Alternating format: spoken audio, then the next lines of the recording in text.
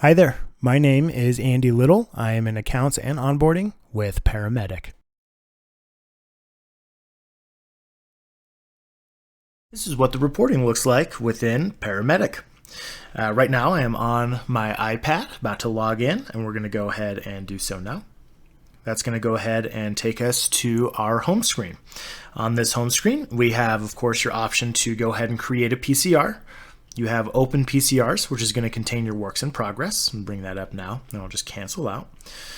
We have an inbox. This is an area where you can message internally. That is HIPAA compliant, all encrypted internal messaging system. So you can message back and forth between admins from crew member to crew member as needed. And no need to worry about security on that end. There is a CQI section. This is where you're going to go ahead and revise PCRs if you sent a PCR up and during the review process it needed to have some kind of correction made.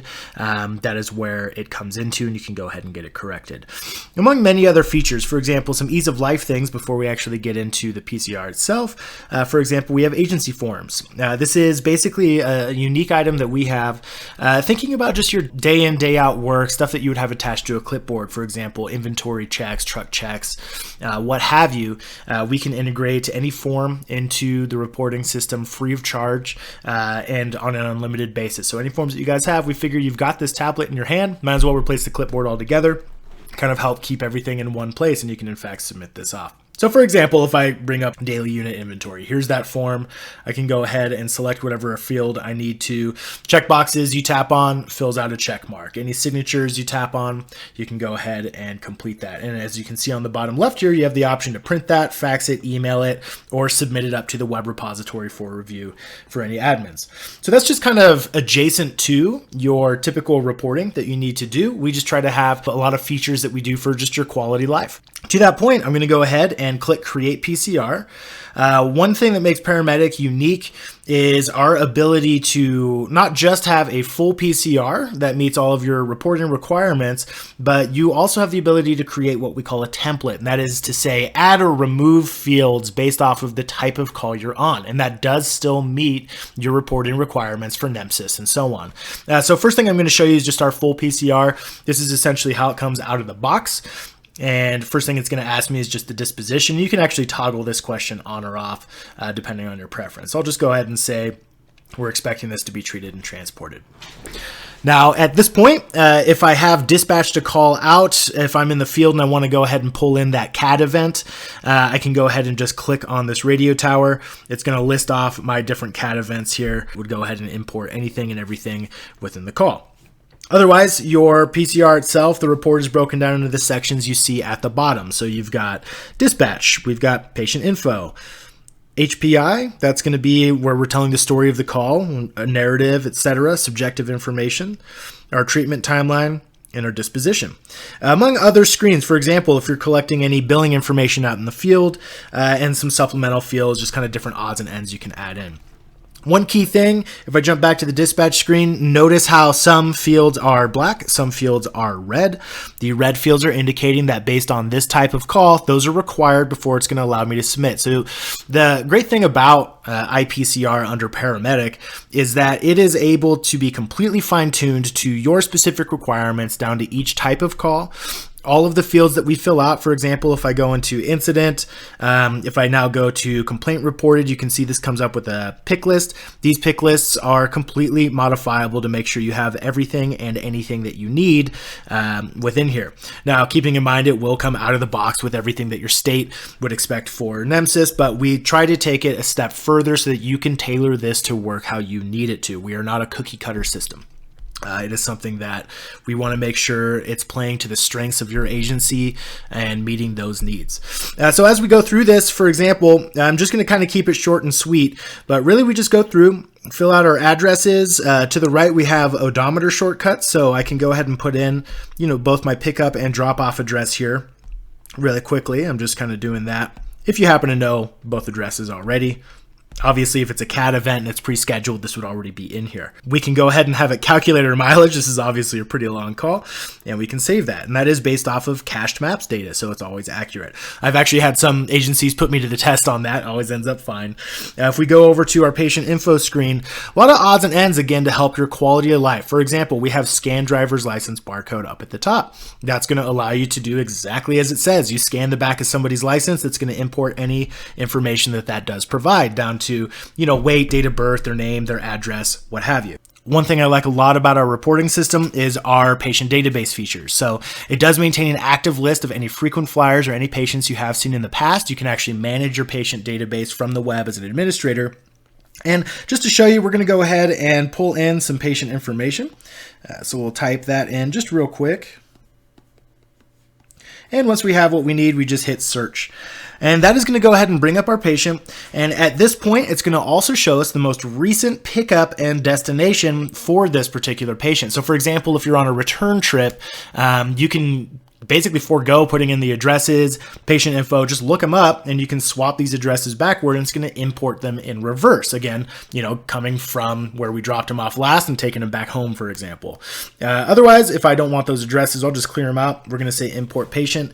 Anything and everything, and based off of the most recent set of information for this patient that's been submitted, is going to come through here. And then from here, if I need to doctor something up, if I have more information than maybe the last crew member that submitted a call had, I can go ahead and add whatever I need in. Swap over to HPI. This is where we're going to fill out our complaints, where we're going to fill out our narrative. Everything on the left is just broken down, nice and simple for you. OPQRST is built in. CPR has all the data you would expect for that, and so on. Your narrative, by the way, you can fill out a number of different ways. We do have a one-touch narrative that's optional for you to use. It does not put any words in your mouth. It just takes that redundant information from the call that you've already filled out and creates a narrative timeline for you. Otherwise, if I need to, I can go into narrative here, and I can, of course, type up my narrative as needed. One thing that was surprising to me when I was using these iPads is the microphone. The microphone actually works a lot better than you would expect. You don't even really have to slow the way down that you talk, period. So we see a lot of people use that, kind of fill out your narrative and carry through your day. As you go ahead and fill out your treatments, medications, assessments, and vitals, you're going to see this treatment timeline start to fill in. For example, if I click vitals up at the top, I can go ahead and manually fill out my vitals using this screen. I have options to do prior to arrival, for example, as well if I need to, just by hitting this little yes here, and of course, whoever performed that. We do have the ability to integrate with any monitors. For example, Zoll, Philips, and Physio all work within this system. All we have to do that is bring up the paperclip and hit import monitor data. And that's going to go ahead and bring in my monitor values as well as rhythm strips. That is a great option just to make sure that you are getting all of your data in here quickly and accurately. So it saves some time for your crew members having to type it in, and it's straight from the horse's mouth, the monitor, so to speak, so that way, you know, everything is accurate. So I'm going to go ahead and hit OK and bring that in. Import complete. Great, I've got my vitals done that quickly. Same thing with assessments. Select assessments at the top. We're going to go ahead and, in my case, we'll just say my patient's in good shape, so I'll hit the WNL shortcut within normal limits. My assessment's complete. If I do need to add anything quickly, though, it's really easy. You just tap the part of the figure, select what part of the body it is, and put in your information. Treatments and interventions and medications are all going to be located on the left-hand side here. They are completely customizable from the ground up. So you can put in defaults, for example, if I just select Benadryl. Notice how a lot of these fields already have information in them. These are just kind of random defaults I've set up for demonstration, but you can set them up. So a lot of those things where, 9 out of 10 times success is yes for an oxygen mask. You can set it that way so your crew doesn't have to continue filling out that redundant stuff. And then, of course, if it is different, we can go ahead and update whatever it needs to be, but it's just a time saver for those normal situations. Go over to disposition. I've got other options in here. We've got our authorization signatures on the bottom, refusal of care signatures. If you guys have any of your own forms, we call them agency forms or integrated forms, I can go again up to this form library and select one. For example, I have a PCS form that we can use in here. Again, there are no limits to this. Free of any charge, we will go ahead and get any of your agency-specific forms that you would normally attach to a PCR added in here. Now, I'm just kind of checking random boxes just to show you how it works. Just tap it on the screen. I have a signature field here. Tap on that, and we can collect our signatures. So it's very robust in terms of how much we can make sure that it's tailored to you, again, to suit your strengths and really work in the flow that you need it to. Once you're ready to submit the PCR, we just hit review. It's going to generate your report, and we can go ahead and submit it off. And we do, again, have options to fax, securely email to a hospital maybe, and we can go ahead and, of course, validate our call for NEMSIS purposes. So at that point, you've submitted your call, and we are back to the home screen ready to create a new one.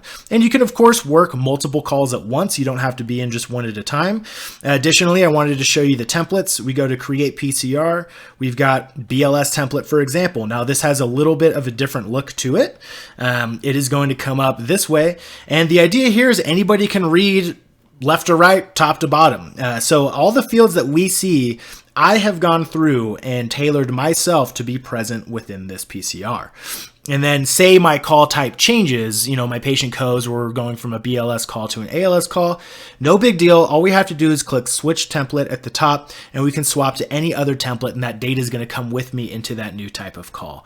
So very flexible, in the sense that your report has what you want in it. You're not forced to work in a flow that the state dictates, but that you, the agency, dictates for your crews.